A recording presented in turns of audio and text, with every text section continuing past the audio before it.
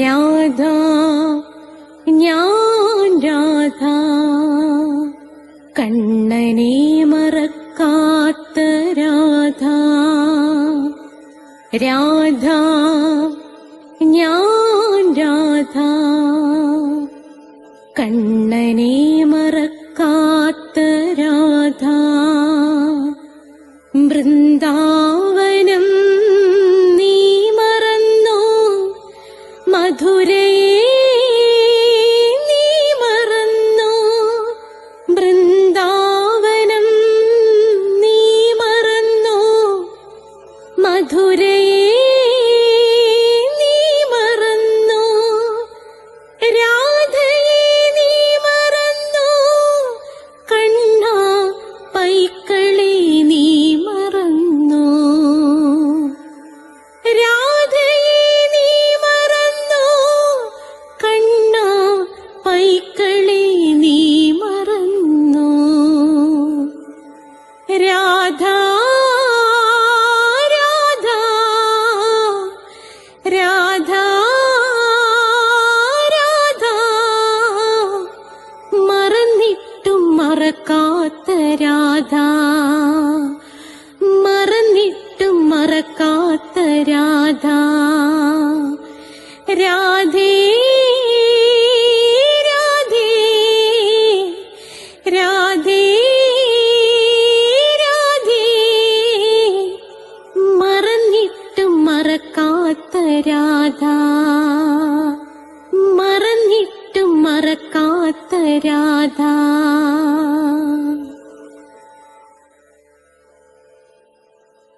രാധേ രാധേ ഓ രാധേ രാധേ രാധേ രാധേ ഓ രാധേ രാധേ. രാധേ രാധേ എന്ന ചാനലിൻ്റെ സൗന്ദര്യലഹരി ക്ലാസ്സുകളിലേക്ക് സ്വാഗതം. ഇന്ന് 9ാമത്തെ ശ്ലോകമാണ്.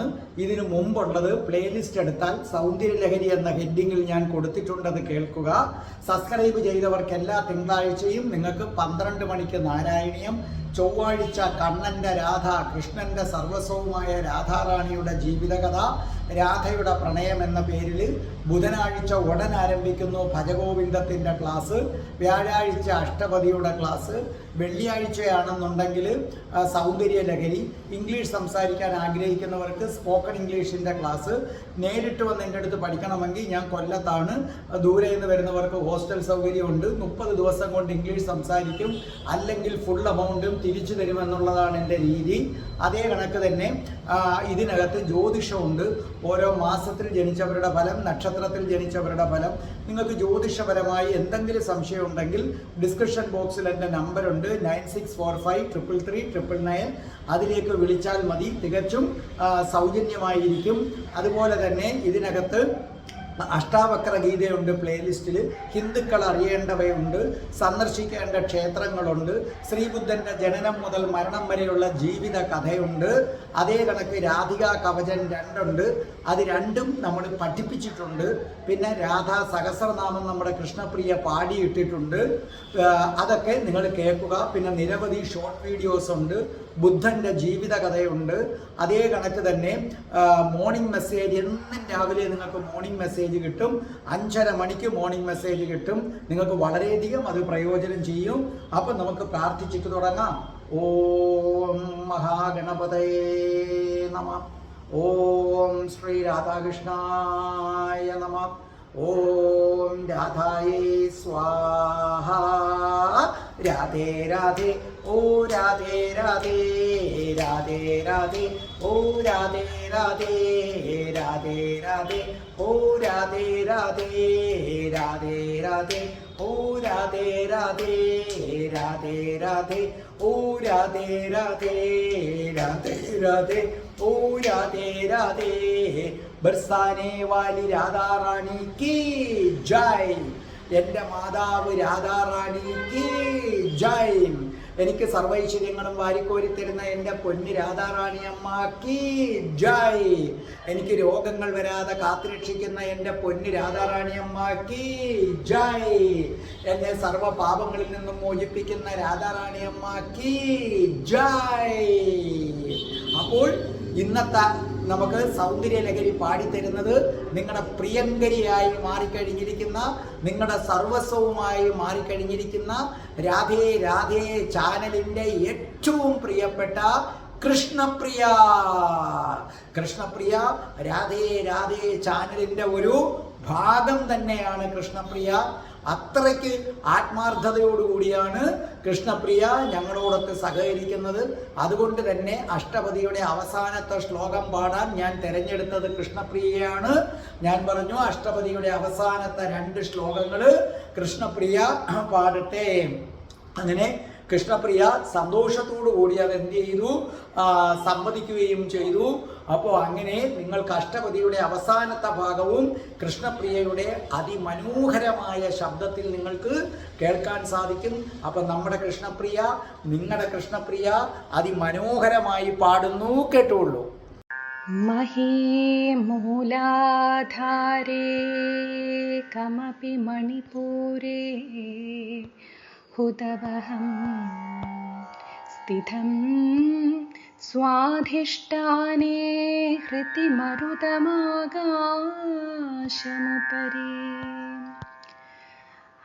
മനോബിഭ്രൂമധ്യേ സകലമപി ഭിത്വാ കുലപഥം സഹസ്രാരേ പത്മേ സഹരഹസി പത്യാ വിഹരസി. കൃഷ്ണപ്രിയ അത് പാടിയത് കേട്ടല്ലോ. ഇനി കേട്ടെ, ഇത് ഇച്ചിരി ടഫാണ്, ഇച്ചിരി കട്ടിയാണ്. മഹീം മൂലാധാരേ കമപി മണിപൂരേ ഹുതവഹം സ്ഥിതം സ്വാധിഷ്ഠാനേ ഹൃദി മരുത മാകാശ, അതായത് ആകാശമുപരി മനോബി ഭ്രൂമധ്യേ സകലമഭിധിത്വാ കുലപദം സഹസ്രാരേ പത്മേ സഹരഹസീ പത്യാ വിഹരസേ. മഹീം, മഹീം എന്ന് പറഞ്ഞാൽ സർവഭൂതത്തെയും, അതായത് പൃഥ്വീതത്വം, അതായത് ഭൂതതത്വം എന്നെഴുതിയാൽ മതി. ഭൂതതത്വം അതെന്താന്നൊക്കെ പറഞ്ഞുതരാം. മൂലാധാരേ, അർദ്ധം മൂലാധാര ചക്രത്തിങ്കൽ, മൂലാധാര ചക്രത്തിങ്കൽ. കമബി, കമബി ജലതത്വം, കമബി ജലതത്വം. മണിപൂരേ, മണിപൂര ചക്രം. ഇതൊക്കെ ഓരോന്നിൻ്റെ പേരുകളാണ്. മണിപൂര ചക്രം. ഹുതവഹം അഗ്നിതത്വം, ഹുതവഹം അഗ്നിതത്വം. സ്ഥിതം ഇരിക്കുന്ന. സ്വാധിഷ്ഠാനേ, സ്വാധിഷ്ഠാന ചക്രത്തിൽ, സ്വാധിഷ്ഠാന ചക്രത്തിൽ. ഹൃദി, ഹൃദയസ്ഥാനത്തുള്ള. അനാഹത ചക്രത്തിൽ, ഹൃദയസ്ഥാനത്തുള്ള ചക്രത്തിൻ്റെ പേരാണ് അനാഹത ചക്രം. ഓരോ ഭാഗത്തും ഓരോ ചക്രമുണ്ട്. അപ്പോൾ ഹൃദി എന്ന് പറഞ്ഞാൽ അർത്ഥം എഴുതേണ്ടത് ഹൃദയസ്ഥാനത്തുള്ള അനാഹത ചക്രത്തിൽ. മരുതം, വായുവിനെ അല്ലെങ്കിൽ വായു തത്വത്തെ. ആകാശം, ആകാശതത്വത്തെ. ഉപരി, മുകളിൽ. മനോബി, മനസ്സ് തത്വത്തെ, മനോബി മനസ്സ് തത്വത്തെ. ഭ്രൂമധ്യേ, ഭ്രൂമധ്യത്തിലുള്ള ആജ്ഞാചക്രത്തിൽ. അവിടെ ആജ്ഞാചക്രത്തെയാണ് ഭ്രൂമധ്യേ എന്നുള്ളത് കൊണ്ട് ഉദ്ദേശിക്കുന്നത്. സകലമബി, സർവതും. ഭിത്വ, ഭേദിച്ചിട്ട്, മുറിച്ചിട്ട്. കുളപദം, സുഷുമനാമാർഗത്തെ. സഹസ്രാരേ പത്മേ, 1000 ഇതളുള്ള താമരപ്പൂവിൽ. സഹസ്രാരേ പത്മേ, 1000 ഇതളുള്ള താമരപ്പൂവിൽ. സഹ കൂടി. രഹസി വിജനത്തിൽ. പത്യ ഭർത്താവിനോട്. വിഹരസേ അർത്ഥം കളിക്കുന്നു, വിഹരസേ കളിക്കുന്നു. അപ്പോൾ ഇത് ശ്രദ്ധിക്കുക, നമ്മുടെ ഇത് ബുദ്ധി കൊണ്ടുള്ളൊരു കളിയാണ്. നമ്മൾ ഇതുവരെ കേട്ട ശ്ലോകം പോലെയല്ല, കുറച്ച് കട്ടിയാണ് ഈ ശ്ലോകം. വലിയ തത്വങ്ങളാണ് പറയുന്നത്, അതാണ് പ്രശ്നം. എങ്കിലും ഞാൻ പറഞ്ഞു തരാം.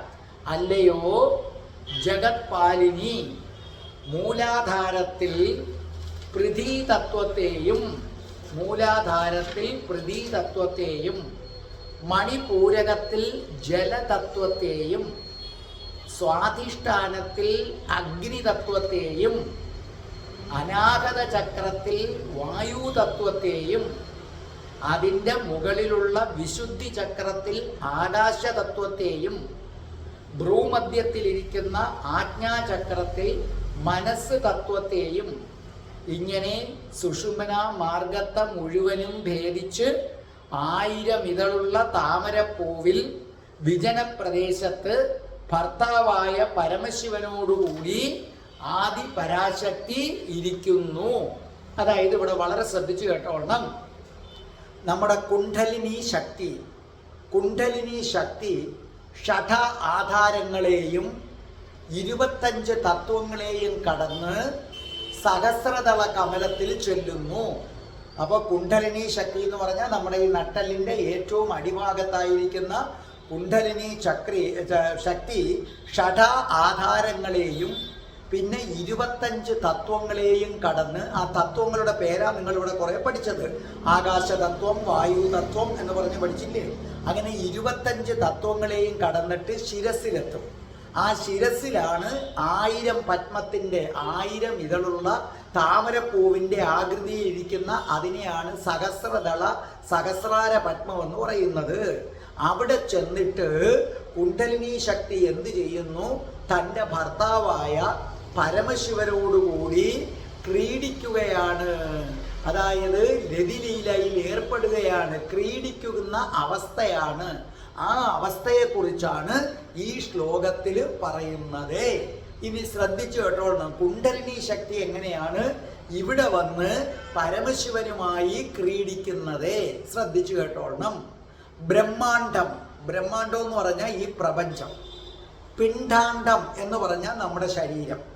അപ്പോൾ ഇനി ആരെങ്കിലുമൊക്കെ ബ്രഹ്മാണ്ടം എന്ന് പറഞ്ഞാൽ വരണ്ടു പോകരുത് പ്രപഞ്ചം, പിണ്ഡാണ്ഡം എന്ന് പറഞ്ഞാൽ പിന്നെ വരണ്ടു പോകരുത് നമ്മുടെ ശരീരം. അപ്പോൾ ശരിക്കും പറഞ്ഞാൽ ഈ ബ്രഹ്മാണ്ടവും അതായത് പ്രപഞ്ചവും നമ്മുടെ ശരീരവും തമ്മിൽ വലിയ വ്യത്യാസമില്ല. ബ്രഹ്മാണ്ടം എല്ലാത്തിനെയും, പ്രപഞ്ചം എല്ലാത്തിനെയും വ്യക്തമായി കാണിച്ചു തരുന്നു. അതേസമയം നമ്മളെ ശരീരമാകട്ടെ എല്ലാത്തിനെയും, പ്രപഞ്ചത്തിൽ കാണുന്ന സകലതിനെയും സൂക്ഷ്മഭാവത്തിൽ ഒതുക്കി വച്ചിരിക്കുന്നു. ഇത്രയേ ഉള്ളൂ ഇപ്പം ഈ പ്രപഞ്ചവും നമ്മുടെ ശരീരവും തമ്മിലുള്ള വ്യത്യാസം. കുറച്ച് ആധികാരികമായി പറഞ്ഞാൽ ബ്രഹ്മാണ്ടവും പിണ്ഡാണ്ഡവും എന്ന് പറയും. പേടിക്കരുത്. ബ്രഹ്മാണ്ടം പ്രപഞ്ചം, പിണ്ഡാണ്ഡം നമ്മുടെ ശരീരം. അപ്പോൾ ഈ പ്രപഞ്ചത്തിലുള്ള സകല ശക്തികളും ഈ ശരീരത്തിലുണ്ട്. ഇത് രണ്ടും 25 തത്വങ്ങളാണ്. ഈ പ്രപഞ്ചം എന്ന് പറയുന്നതും നമ്മുടെ ശരീരം എന്ന് പറയുന്നതും 25 തത്വമാണ്. അതായത് പൃഥിവി, ഭൂമി, പൃഥിവി, ജലം, അഗ്നി, വായു, ആകാശം, ശബ്ദം, സ്പർശം, രൂപം, രസം, ഗന്ധം, അങ്ങനെ അങ്ങ് പോകും. അങ്ങനെ കുറേ കഴിഞ്ഞിട്ട് ഒടുവിൽ മഹേശ്വരൻ, സദാശിവൻ, ഇത് ഇത്രയും പ്രപഞ്ചത്തിലുണ്ട്. അത് തന്നെ നമ്മുടെ ശരീരത്തിലും പൃഥിവിയുണ്ട്, ജലമുണ്ട്, അഗ്നിയുണ്ട്, വായുവുണ്ട്, ആകാശമുണ്ട്, ശബ്ദമുണ്ട്, സ്പർശമുണ്ട്, രൂപമുണ്ട്, രസമുണ്ട്. നമ്മുടെ ഈ ദേഹത്ത് തന്നെ മഹേശ്വരനും ഇരിപ്പുണ്ട്, സദാശിവനും ഇരിപ്പുണ്ട്. ഇനി ശ്രദ്ധിച്ചു കേട്ടോളണം. നമ്മളെ ശരീരം പ്രവർത്തിപ്പിക്കുന്ന ഒരു ജീവശക്തി ഉണ്ടെന്ന് നമുക്കറിയാമല്ലോ. അപ്പം മനുഷ്യ ശരീരം അല്ലെങ്കിൽ പക്ഷിമൃഗാദികളുടെ ആരെയും ആയിക്കോട്ടെ, നമ്മുടെ ശരീരത്തെ ആ ജീവശക്തിക്ക് കുണ്ഡലിനി ശക്തി എന്ന് പറയുന്നു. അതായത് നമ്മളിപ്പോൾ ഇത്രയേ ഉള്ളൂ, ഫ്രിഡ്ജിനെ പ്രവർത്തിപ്പിക്കുന്ന ആ സാധനത്തെ വൈദ്യുതി എന്ന് പറയുന്നത് പോലെ നമ്മുടെ ജീവന്റെ ശക്തിയെ പ്രവർത്തിപ്പിക്കുന്ന അതിനെ കുണ്ഡലിനി ശക്തി എന്ന് പറയുന്നു. ഇതേ കണക്ക് പരമശിവന്റെ ശക്തിക്ക് മഹാത്രിപുര സുന്ദരി എന്ന് പറയുന്നു. എന്ന് പറഞ്ഞാൽ നമ്മുടെ ദേഹത്തുള്ളതിനെ പ്രവർത്തിപ്പിക്കുന്നത് ആരാകുന്നു? കുണ്ഡലിനിയും. ഈ പ്രപഞ്ച ശക്തിയെ ഇങ്ങനെ നിലനിർത്തുന്നത് ആരാണ്? അതായത് നമ്മൾ പറയത്തില്ലേ, ആകാശത്ത് നിൽക്കുന്ന നക്ഷത്രങ്ങൾ എന്തുകൊണ്ട് അടർന്ന് താഴേക്ക് വരുന്നില്ല?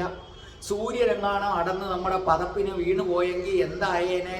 ആ പ്രപഞ്ചത്തിലുള്ള വസ്തുക്കളെ അതേ കണക്ക് നിർത്തുന്ന ആ ശക്തിയുടെ പേരാണ് മഹാത്രിപുര സുന്ദരി. നമ്മുടെ ശരീരത്തെ നിലനിർത്തുന്ന ശക്തിയുടെ പേരാണ് കുണ്ഡലിനി. മഹാത്രിപുര സുന്ദരിയുടെ ഒരംശമാണ് കുണ്ഡലിനി. അതുകൊണ്ടാണ് നേരത്തെ ശ്ലോകത്തിൽ പറഞ്ഞത് കുണ്ടലിനി സുഷുമ്ന മാർഗത്തിലൂടെ വന്ന് സഹസ്രാരത്തിൽ വന്ന് പരമശിവനുമായി സമ്മേളിക്കുന്നു എന്ന് പറഞ്ഞതിൻ്റെ കാരണം അതാണ്. അപ്പോൾ പ്രപഞ്ചം നിയന്ത്രിക്കുന്നത് മഹാത്രിപുര സുന്ദരിയും നമ്മളെ നിയന്ത്രിക്കുന്നത് കുണ്ടലിനി ശക്തിയും. സാക്ഷാൽ പരമശിവന് മഹാത്രിപുര സുന്ദരി ഇല്ലെങ്കിൽ ഒന്നും ചെയ്യാൻ പറ്റത്തില്ല. അതുപോലെ അതായത് ഈ മഹാത്രിപുര സുന്ദരി ഇല്ലെങ്കിൽ ഈ പ്രപഞ്ചം നിശ്ചലം. അതുപോലെ കുണ്ടലിനി ശക്തി ഇല്ലെങ്കിൽ നമുക്കും ഒന്നും ചെയ്യാൻ പറ്റില്ല. നമ്മുടെ ഈ ശരീരം 72,000 ഉപനാഡികളുള്ള ഒരു യന്ത്രമാണ്. നമ്മുടെ ശരീരം 72,000 ഉപനാഡികളുണ്ട്. എന്നിട്ട് സുഷുമ്നയുടെ മൂലഭാഗത്ത് 9 നാഡികളുമുണ്ട്. അപ്പം നമ്മുടെ ശരീരത്ത് 72,000 ഉപനാഡിയുണ്ട്. സുഷുമ്നയുടെ മൂലഭാഗത്ത് 9 നാഡികളുണ്ട്. ഇത് എന്തു ചെയ്യുന്നു? ഷഠാധാരങ്ങളെ കൊണ്ടും മസ്തിഷ്കങ്ങളെ കൊണ്ടുമാണ് ഉണ്ടാക്കിയിരിക്കുന്നത്. അപ്പം ഇത് ഉണ്ടാക്കിയിരിക്കുന്നത് ഷഠാധാരങ്ങളെ കൊണ്ടും മസ്തിഷ്കത്തെ കൊണ്ടുമാണ് ഉണ്ടാക്കിയിരിക്കുന്നത് നമ്മുടെ ശരീരം. നമ്മുടെ ശരീരത്തിനുള്ളിൽ 3 ശക്തിയുണ്ട്. 1 ഇച്ഛാശക്തി, 2 ജ്ഞാനശക്തി, 3 ക്രിയാശക്തി. അതല്ലേ നമ്മൾ പറയുന്നത്. ഇച്ഛാശക്തി വേണമെന്ന് പറയുന്ന കേട്ടിട്ടില്ലേ? എന്തും ചെയ്യാനുള്ള ആ മനസ്സ്, പിന്നെ ജ്ഞാനം അറിവിൻ്റെത്, പിന്നെ ക്രിയാശക്തി എന്ന് പറഞ്ഞാൽ എന്താന്ന് പറഞ്ഞു കഴിഞ്ഞാൽ നമ്മുടെ ഭക്ഷണ സാധനങ്ങളെ നമ്മുടെ പോലും അറിവില്ലാതെ അതിനെ രക്തമാക്കി, അതിനെ മാംസമാക്കി, അതിനെ മലമൂത്രങ്ങളാക്കി മാറ്റുന്ന ആ ശക്തിക്കാണ് ക്രിയാശക്തി എന്ന് പറയുന്നത്. നമ്മുടെ നട്ടെല്ലിൻ്റെ ഇടതുഭാഗത്ത് ഇട എന്നും വലതുഭാഗത്ത് പിംഗല എന്നും പറഞ്ഞ് 2 നാഡികളുണ്ട്. ഇവിടുന്ന് മൂലാധാരം മുതൽ താഴേക്ക് വ്യാപിച്ചു കിടക്കുന്ന ഒരു നാഡിയാണ് സുഷുമ്ന നാഡി എന്ന് പറയുന്നത്. ഒരു സുഷുമ്ന നാഡി. ഈ സുഷുമ്ന നാഡിയുടെ ഏറ്റവും താഴത്തെ അറ്റത്താണ് കുണ്ടലിനി ശക്തിയുടെ വാസസ്ഥലമായ മൂലാധാരം. അപ്പോൾ ഓർമ്മിക്കുക, നിങ്ങളുടെ നട്ടെല്ലിൻ്റെ ഇടതുഭാഗത്തൊരു നാഡിയുണ്ട് ഇട, വലതുഭാഗത്തൊരു നാഡിയുണ്ട് പിംഗള. ഈ നട്ടെല്ലിൻ്റെ ഇതിൻ്റെ മധ്യഭാഗത്തു കൂടി ഒരു നാഡിയുണ്ട് സുഷുമ്ന നാഡി. ഇത് വന്ന് അവസാനിക്കുന്നിടത്താണ്, അതായത് ഏതാണ്ട് നമ്മുടെ ബട്ടക്സ് പൃഷ്ഠത്തിൻ്റെ അടിയിലായിട്ട് അവിടെയാണ് ആരെന്ന് പറയുന്നത് കുണ്ടലിനി ശക്തി സുഖമായി വസിക്കുന്ന സ്ഥലം. ആ സ്ഥലത്തിനാണ് മൂലാധാരം എന്ന് പറയുന്നത്. ഇത് സർപ്പത്തിൻ്റെ ആകൃതിയിലാണ് ഈ കുണ്ടലിനി. 3.5 ചുറ്റാണ് അതിനുള്ളത്. 3.5 ചുറ്റില് വളഞ്ഞിങ്ങനെ കിടക്കുകയാണ്. അപ്പം നമ്മളൊക്കെ കുണ്ടലിനി ശക്തിയെ ഉണർത്താൻ വേണ്ടിയാണ് ഈ ധ്യാനങ്ങളൊക്കെ ചെയ്യുന്നത്. അപ്പം അതൊന്ന് വളരെ ശ്രദ്ധിക്കുക. ഈ കുണ്ടലിനി ശക്തിയെ നമ്മൾ എന്തിനാണ് ഉണർത്താൻ ശ്രമിക്കുന്നതെന്നാണ് ഈ ശ്ലോകം പറയുന്നത്.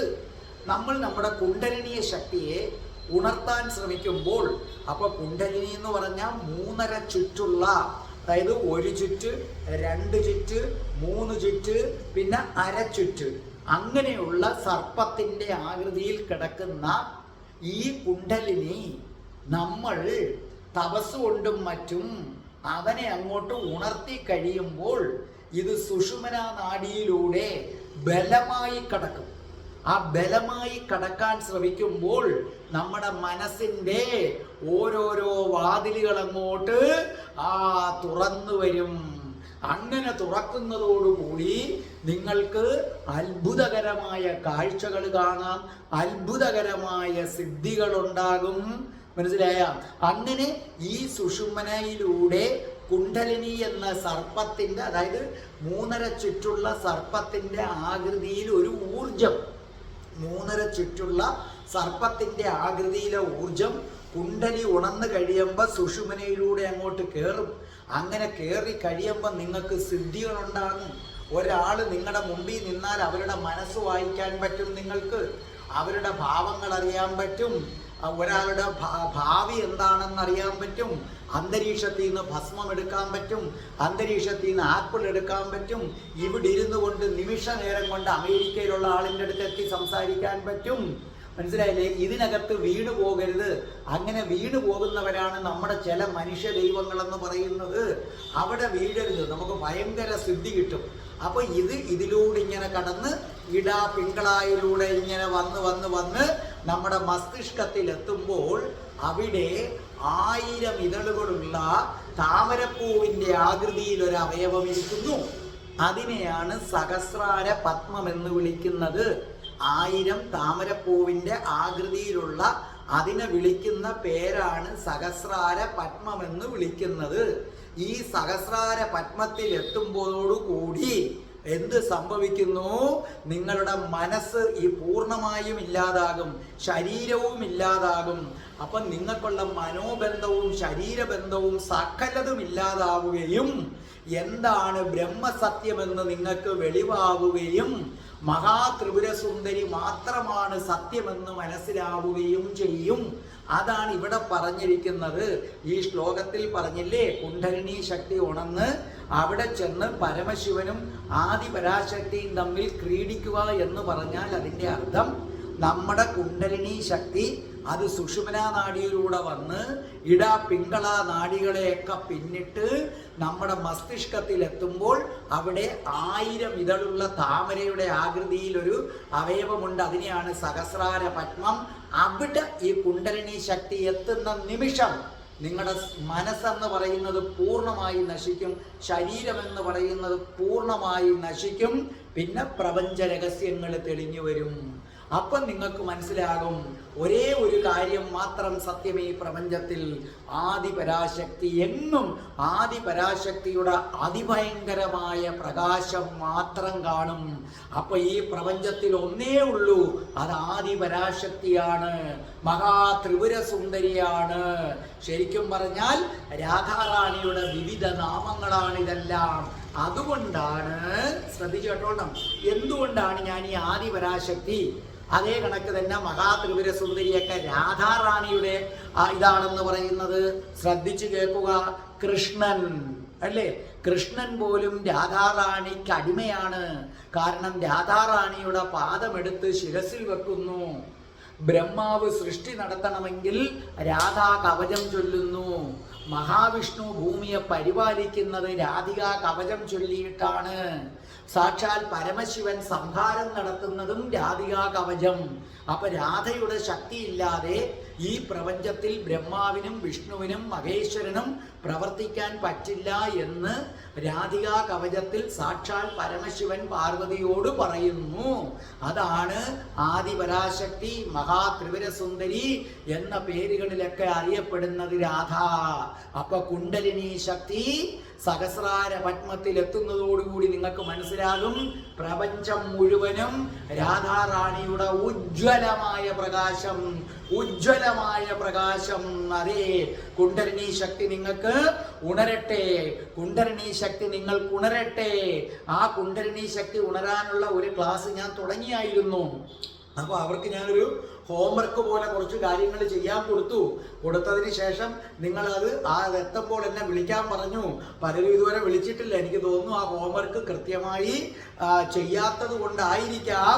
അപ്പം എന്നെ വിളിച്ചാൽ നിങ്ങൾക്ക് ആ ഹോംവർക്ക് നിങ്ങൾക്ക് ഞാൻ പറഞ്ഞു തരാം. അങ്ങനെ കുണ്ഡലിനി ശക്തിയെ ഉണർത്തൂ. ഈ പ്രപഞ്ചം മുഴുവനും നിറഞ്ഞു നിൽക്കുന്ന മഹാവെളിച്ചം രാധാറാണിയാണെന്ന സത്യം മനസ്സിലാക്കൂ. രാധാറാണിയുടെ തൃപ്പാദങ്ങളിൽ അഭയം തേടൂ. രാധേ രാധേ, ഓ രാധേ രാധേ, രാധേ രാധേ, ഓ രാധേ രാധേ, രാധേ രാധേ, ഓ രാധേ രാധേ, രാധേ രാധേ, ഓ രാധേ രാധേ, രാധേ രാധേ, ഓ രാധേ രാധേ, രാധേ രാധേ, ഓ രാധേ രാധേ. ഓം ശ്രീം ഹ്രീം ക്ലീം ഐം രാം രാസേശ്വരി രാധികായേ സ്വാഹ.